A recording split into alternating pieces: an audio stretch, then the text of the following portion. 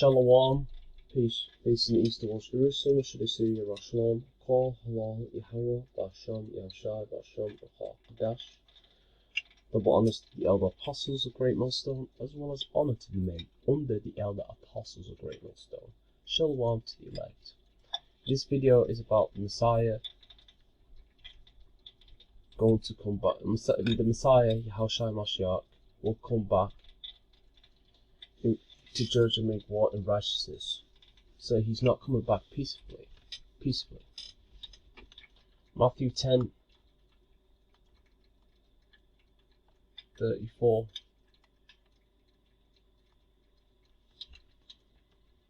through 36. Think not that I am come to send peace on earth. I came not to send peace but a sword, and this is twofold. The Lord has come back with a literal sword. The slain of the Lord shall be many. So he's going to be killing a lot of people when he comes back to put them to death for their wickedness. Talks about differences. That's the other meaning of sword here. And then he goes on to speak about family differences that the Messiah would cause. These things are happening. Matthew 10:35. I am come to set a man at variance, at difference against his father, and the daughter against her mother, and the daughter-in-law against her mother-in-law.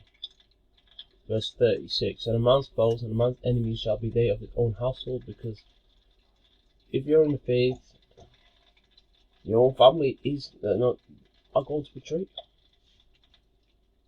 Even more so those that are not.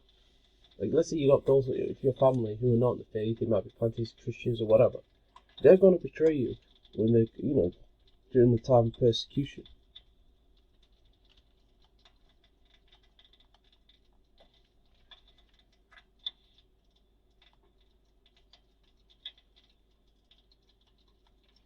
Messiah said this to the disciples: Behold, I send you forth as sheep in the midst of wolves. This is Matthew 10:16 through 20.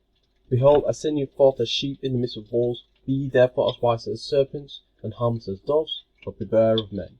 For they will deliver you up to the councils, and they will scourge you in their synagogues, and you shall be brought before governors and kings for my sake, for a testimony against them and the Gentiles.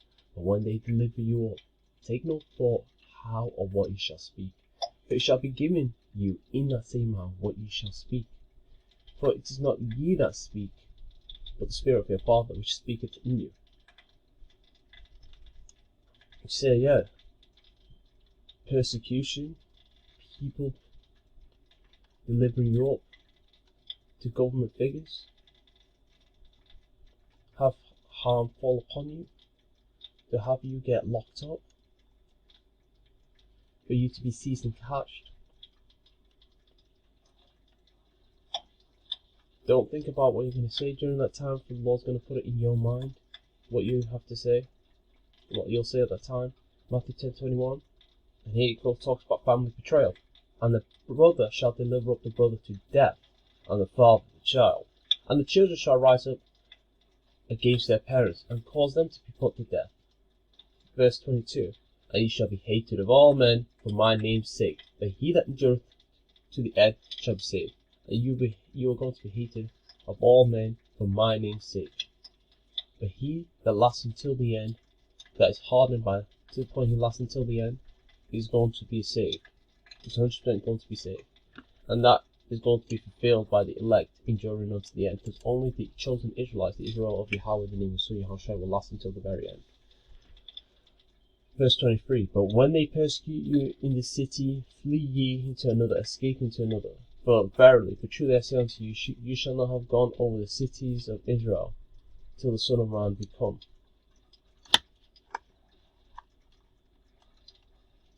And remember what it said, a man's foe shall be they of his own household in Matthew 10:36.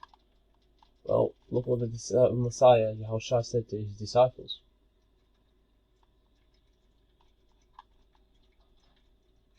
In verse 21. And the brother shall deliver up the brother to death, and the father the child, and the children shall rise up against their parents and cause them to be put to death. Family betrayals are in the The Lord came to cause, he came with a sword. Family variance, differences between people causing splits and divisions in the household, as well as what he called a literal sword, because when he comes back, he will put people to death for their wickedness.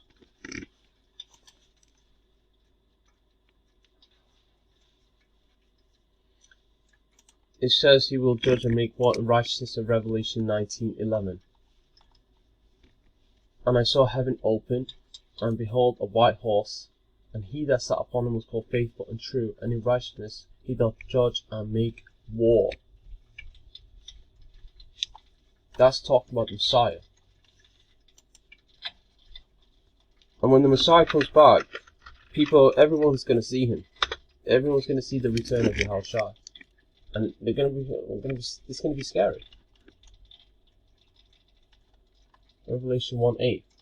It's 1:7-8. Behold, he cometh with clouds, and every eye shall see him, and they also which pierced him. And all kindreds of the earth shall wail because of him, even so am I.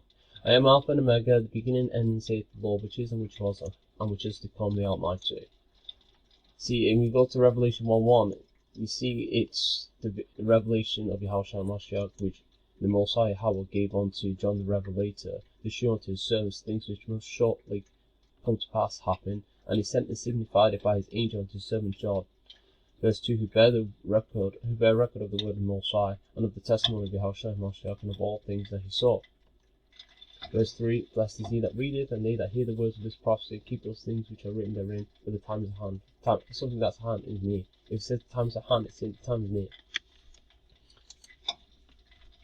So, the book of Revelation, John has multiple visions, and it was written to the Israelites of these 7 churches of Asia Minor, and they're listed, in Revelation 2, the 7 churches of Asia Minor are listed in Revelation chapter 2 or Revelation chapter 3.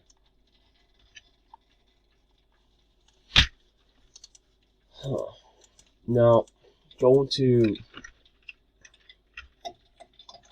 Isaiah 63.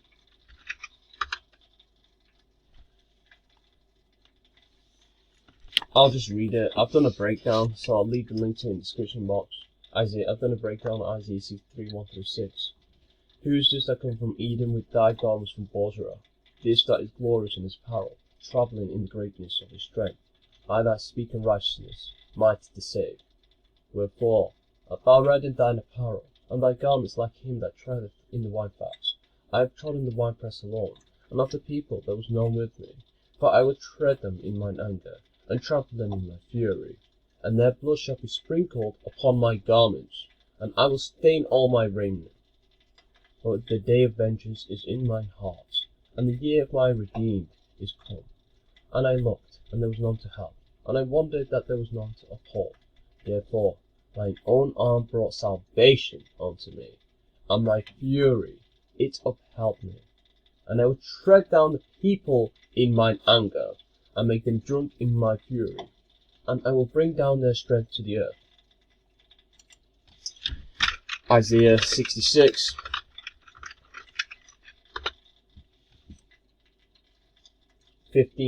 For behold, Yahweh will come with fire, and Yahweh's going to do this through his son Yahawashi. For behold, Yahweh, Bahasham, in the name Yahawashi, will come with fire, and with his chariots like a whirlwind, to render his anger with fury, and his rebuke with flames of fire. Verse 16.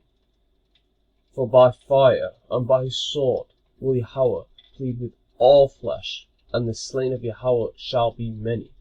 Yahweh is going to do this through Yahawashi, for he has committed all judgment to Yahawashi. So Yahawashi will be doing the judging instead of the Father, Yahweh. John 5:22-23. For the Father judgeth no man, but hath committed all judgment unto the Son. Verse 23. That all men should honour the Son, even as they honour the Father. He that honoureth not the Son, honoureth not the Father which hath sent him. Yeah, Yahweh and Yahawashi, Yahweh the Heavenly Father, Yahawashi the Son, they're a package deal. You can't, Yahweh deals with us through Yahawashi. To say you have the Heavenly Father, you have to have the Messiah. If you don't have the Messiah, you don't have the Father. You had Israelites back in the ancient world, like 2,000 years ago, who didn't believe in the Messiah. And the Messiah is the middleman between us and the Most High, because the Most High is only dealing with Israelites through his son Yahawashi. He's not dealing with them directly on this side.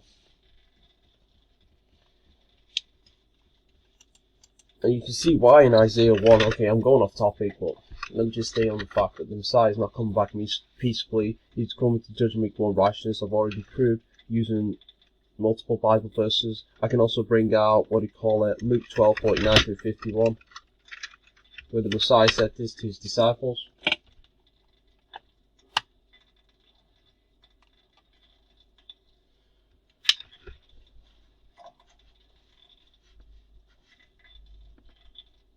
Luke 12:49, I am come to send fire on the earth, and what will I if it already be kindled?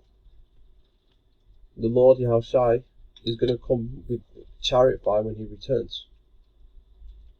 And he goes on to speak about separations in verse 51. But I have a baptism to be baptized with, and how am I straitened till it be accomplished? Verse 51. Suppose ye that I am come to give peace on earth?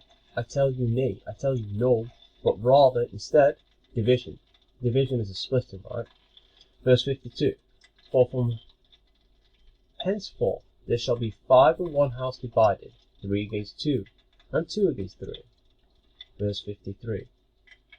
The father shall be divided against the son, and the son against the father, and the mother against the daughter, and the daughter against the mother-in-law against her daughter-in-law, and the daughter-in-law against her mother-in-law. Yahawashi is coming back with fire that's already been kindled, because World War III, which is going to be a thermonuclear war, is going to be popping off before the Messiah returns. And Yahawashi, he's coming back with chariot fire.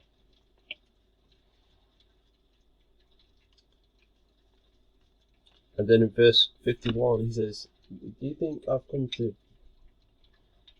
give peace on earth? I tell you no, instead I came to bring division. Verse 34 Matthew 10 says, he did not come to bring peace, he came not to bring peace but sword. The Lord, he came to bring division, and he's going to put a lot of people back into death for their wickedness. The slain of the Lord shall be many, like it says in Isaiah 66.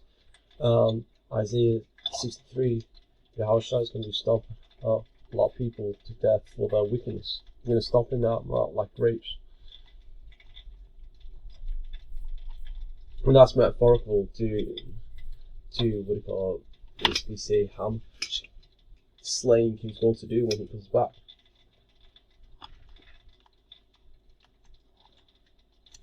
I can also get the account of 2nd Esdras 13, which is to do with the war in heaven. Where Yahawashi was on the biggest chariot. The chariot was so big, it was like a mountain in the air.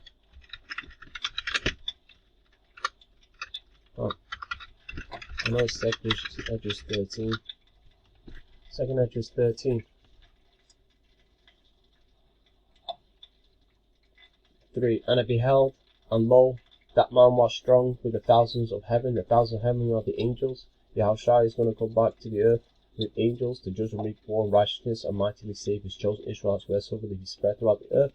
And I beheld, and I looked, and lo, that man waxed strong with the thousands of heaven. And when he turned his countenance to look, all things that trembled that were seen under him, behold, he cometh to pass, and every eye shall see him, and they also which pierced him, all kindreds of the earth shall wail because of him, even so a man.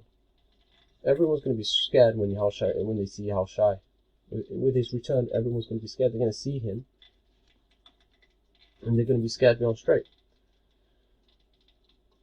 Verse 4, and whensoever the voice went out of his mouth, all they burnt. The voices talk about the chariot. They concentrate fire in the chariot. All they burnt that heard his voice, like as the earth faileth when it feeleth the fire. And then it talks about the multitude of men out of number. These were basically the nations united their armies to come against the Yahawashi and the angels, but they got basically burnt with chariot fire. Just see in 2nd Esdras 13:11.